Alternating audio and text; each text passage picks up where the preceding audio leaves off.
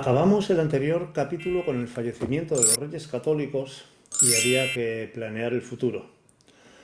Los reyes Isabel y Fernando habían planeado muy bien tener herederos que les permitieran controlar el futuro de tal manera que pudieran aislar a Francia, pero les salió el tiro por la culata. El primogénito Juan, heredero al trono, lo casaron con Margarita de Borgoña, una mujer parece ser que con una fortaleza y con unas ansias en el terreno sexual más que fuertes, y acabó con él. Se lo llevó por delante en 4 días. El pobre hombre empezó a adelgazar, a encontrarse mal, hasta el punto de que los médicos le pidieron a Isabel la Católica que le pidiera a la reina que no, la futura reina, que no fuera tan fogosa con el príncipe heredero. Isabel le contestó que lo que Dios había unido no era ella nadie para desunirlo. Lo que ya no sabemos es si la fogosidad de la ínclita doña Margarita será casualidad, puesto que la muerte del príncipe heredero dejó el camino abierto en el futuro a los Austrias. Probablemente todos nosotros hemos oído alguna vez la grandeza del reinado de los Austrias en España. Lo hemos oído por la misma razón por la que si escuchamos el telediario, depende de qué cadena autonómica o nacional o privada al servicio de un determinado partido, escucharemos las grandezas de sus líderes y las grandes obras que hacen cada día. Nada más lejos de la realidad. Los Austrias se preocuparon mucho más por sus territorios en Europa, con un altísimo coste, no solamente económico, puesto que destinaron las riquezas de Castilla a guerras en Flandes y fuera de nuestras fronteras, o a sus aspiraciones al Sacro Imperio Germánico.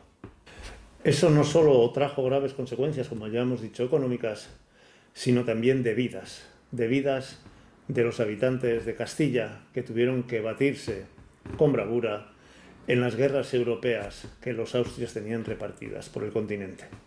Con frecuencia se da por hecho que el primer rey Austria de España fue el emperador Carlos V, pero lo cierto es que no es así. Fue su hijo Felipe I quien ocupó el trono a la muerte de Isabel la Católica. Es cierto que solamente durante un par de años escasos, y además estuvo solamente en España los últimos 6 meses antes de su fallecimiento, con lo cual quien fue en realidad la reina durante todo ese tiempo fue su esposa Juana la Loca.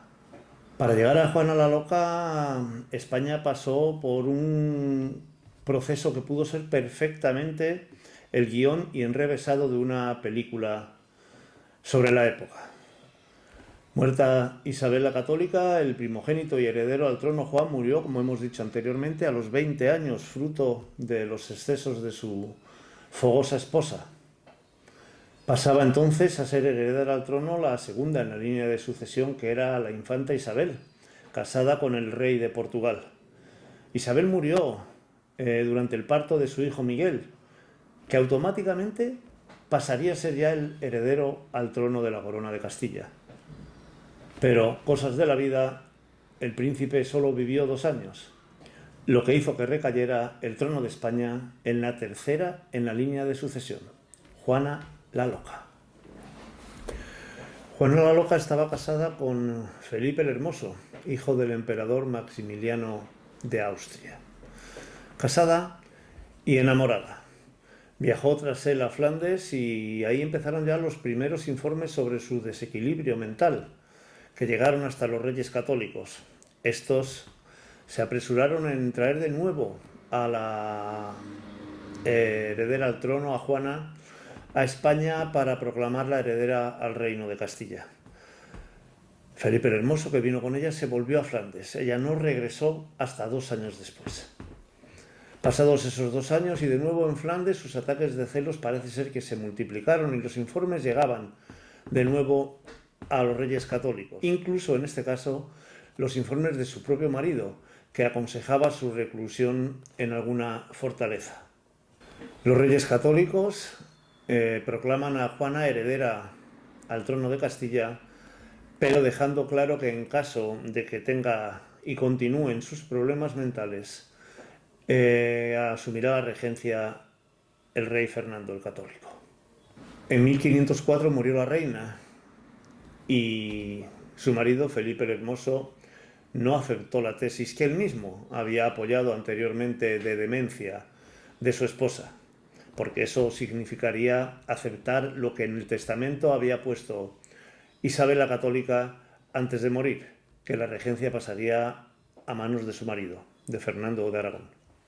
Si se acepta que Juana está en perfectas condiciones para gobernar tal como pretende su marido Felipe, Fernando de Aragón quedaría descartado como aspirante al trono. Comienza, pues, una lucha enconada por el poder entre Felipe I, Felipe el Hermoso, y Fernando de Aragón. La lucha fue ganada en principio por Felipe I, por Felipe el Hermoso, pero tras la renuncia al trono de Fernando de Aragón, Felipe moría muy poco tiempo después. En este tiempo, Fernando de Aragón se había casado con Germana de Foix en función de intereses internacionales y por su acercamiento a Francia. Declaró y nombró herederos a sus futuros hijos del reino de Aragón, lo cual implicaría la separación de nuevo de los reinos de Castilla y Aragón.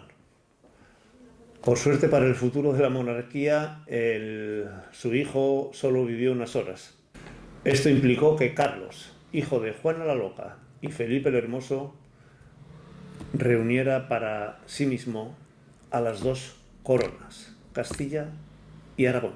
Los grandes de España, encabezados por el cardenal Cisneros, le pidieron a Fernando que volviera a hacerse cargo de la corona de Castilla, y éste accedió. Para ello, puesto que Juana era todavía oficialmente la reina, la recluyó en un castillo, en Tordesillas. En 1516, Fernando el Católico murió. Poco tiempo después, Carlos fue nombrado rey de Castilla y Aragón junto con la reina católica Juana. Esto provocó un gran malestar entre amplios sectores del país.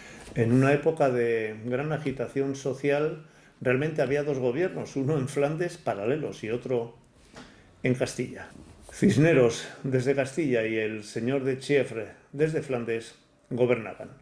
Con el país prácticamente paralizado, varias ciudades deciden convocar las Cortes en Burgos, lo que fue un claro antecedente de la posterior revuelta de los comuneros. Se anunció que las Cortes se harían cargo del gobierno, pero reaccionó el rey Carlos y se presentó en España. Estamos ya en pleno siglo XVI y por primera vez en la historia de España, algo que va a condicionar el futuro sin ninguna duda, las coronas de Aragón y de Castilla se reúnen bajo una misma persona. Además, los intereses heredados por Carlos I de su familia de los Austrias hicieron que enfocara su política en exceso hacia los intereses europeos.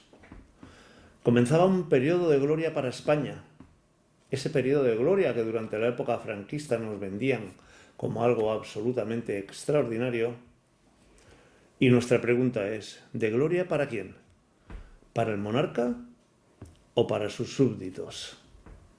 Durante todo el siglo XVI reinaron los dos Austrias mayores, Carlos I y Felipe II. Dos monarcas, una sola política.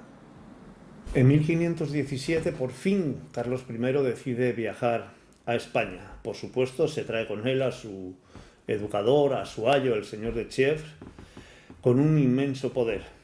Su educación había sido fuera de España. El descontento era evidente cuando Carlos I regresó a nuestro país. El único que podría contrarrestar el poder que venía de Flandes era el cardenal Cisneros, pero murió muy pronto, sin ni siquiera poder entrevistarse con el rey. El descontento aumentaba. Se desplazó a Barcelona y allí se enteró de que había sido nombrado emperador del Sacro Imperio Germánico. Esto hizo que necesitara dinero para poder poner en marcha todas sus aventuras europeas, con lo cual el descontento aumentó todavía más. Carlos necesitaba más dinero, subió los impuestos y la situación se volvió todavía más preocupante. algaradas y disturbios por todos los rincones de Castilla. Juan Padilla entra en Tordesillas, donde estaba la reina Juana, y en su nombre comienza la revuelta de los comuneros con el apoyo de otros como Bravo y Maldonado. En un principio los comuneros tuvieron el apoyo de muchos nobles de Castilla, pero el propio éxito hizo que estos nobles de los que hablamos desconfiaran y se fueran acabando sus apoyos. Carlos aprovecha esta división para organizar a sus tropas y repeler las revueltas. En 1521, en Villalar, los comuneros son aplastados. Al día siguiente, 24 horas después, Padilla, Bravo y Maldonado son ejecutados. La revuelta de los comuneros se sitúa claramente dentro de dos coyunturas. Una, la política tras la muerte de Isabel la Católica y la inestabilidad y la pérdida de poder de la corona, y la otra, económica. Malas cosechas, hambre, presión fiscal, llevó a una revuelta histórica, la de los comuneros de Castilla.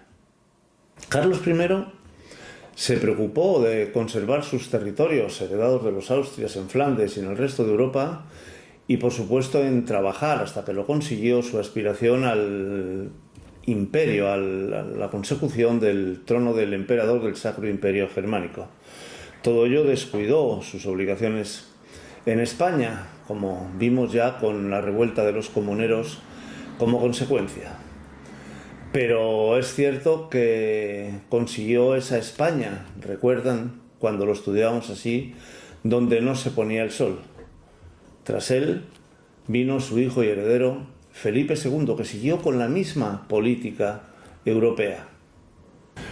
La política de Carlos I se basaba claramente en 4 pilares fundamentales: las relaciones amistosas con Portugal, el intento de tenerlas también con Francia, la reforma de Lutero, se había convertido nuestro emperador en el gran defensor de la causa cristiana frente al mundo, y también la guerra contra los turcos que nos amenazaban por el Mediterráneo.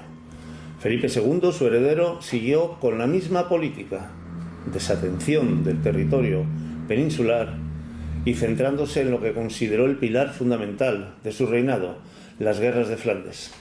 Allí envió al duque de Alba y allí se fraguó con el tiempo, tras enemistarnos con Francia y con Inglaterra, uno de los mayores desastres de la historia naval española, la famosa Armada Invencible. ¿Recuerdan? Esta que nos vendían y de la que estábamos orgullosos en algún tiempo, cuya realidad fue que estuvo muy mal organizada. No vine aquí a luchar contra los elementos. La famosa frase de Felipe II es solamente cierta en parte, porque si bien es verdad que el tiempo no acompañó, la mala organización del ejército español, la mala sincronización con los que estaban en Flandes y tenían que pasar el Canal de la Mancha para apoyarnos a la llegada de Inglaterra, hizo que se fraguara el mayor desastre, como ya hemos dicho, naval de la historia de España. Pero teníamos otro frente abierto, ¿recuerdan? Las Indias. Antes de la llegada de los Austrias, con los reyes católicos se habían ocupado las Antillas, y a partir de mediados del siglo XVI comenzó la colonización del resto de territorios americanos. Las Antillas habían quedado ya pequeñas, habían sido suficientemente explotadas, e iniciamos las otras 2 fases del gran proceso colonizador de España en Sudamérica: la conquista de México y la conquista de Perú.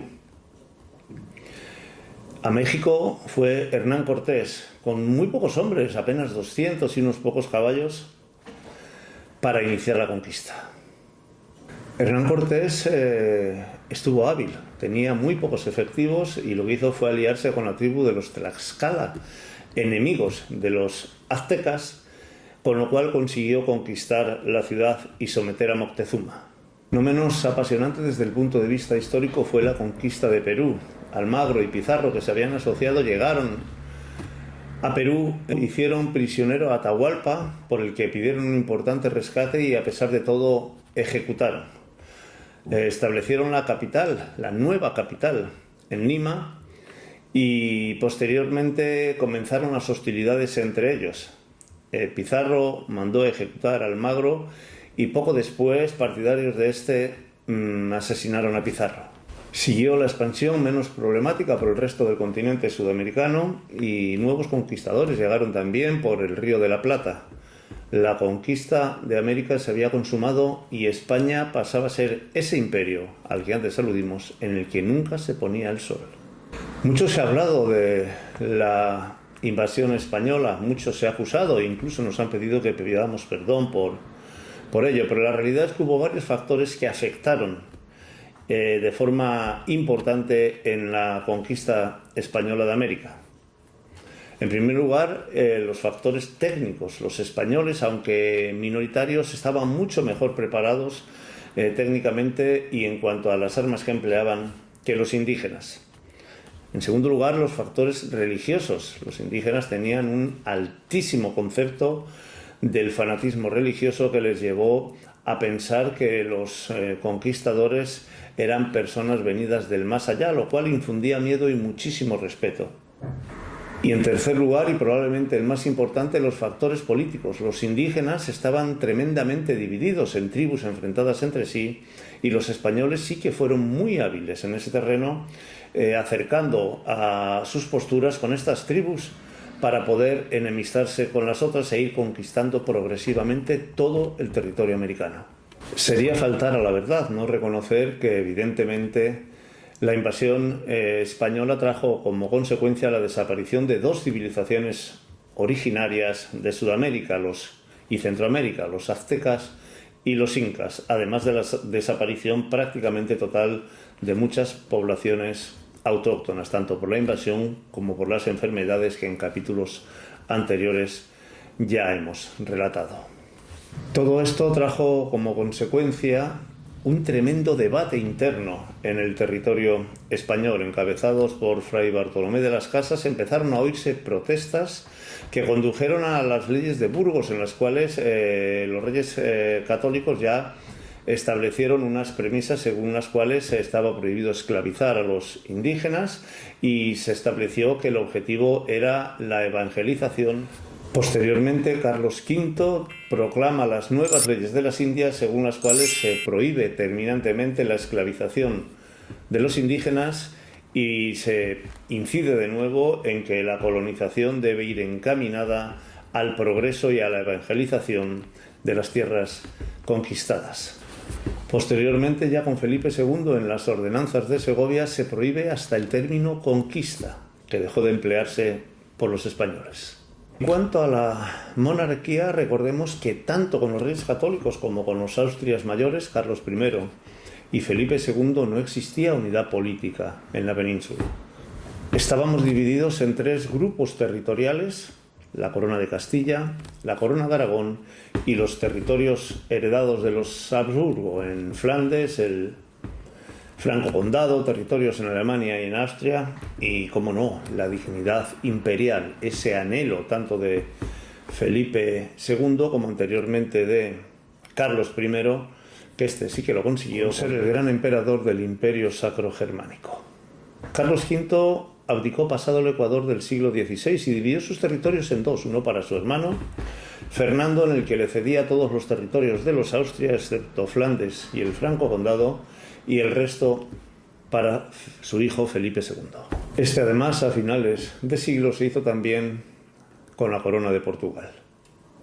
Durante la etapa de los dos últimos Austrias, los problemas internos se sucedieron. Nunca consiguieron esa unidad peninsular tan ansiada. Uno de los casos más relevantes es la traición del secretario de Felipe II, Antonio Pérez, que trajo como consecuencia la invasión de Aragón, donde se había refugiado debido a que tenían unos fueros que le protegían. Esto pone de relieve claramente la falta de cohesión interna del territorio peninsular y el hecho de que los dos Austrias jamás consiguieron unificar el citado territorio. A esto hay que añadir que desde los Reyes Católicos se había intentado la unidad de la fe, que siguió en marcha durante el periodo de los Austrias. Esto trajo como consecuencia la marginación de los judíos, de los moriscos y los problemas externos, ya hemos hablado de ellos, en cuanto a la implantación y la defensa de la fe en los territorios heredados de los Austrias, con los luteranos o con los seguidores de Erasmo.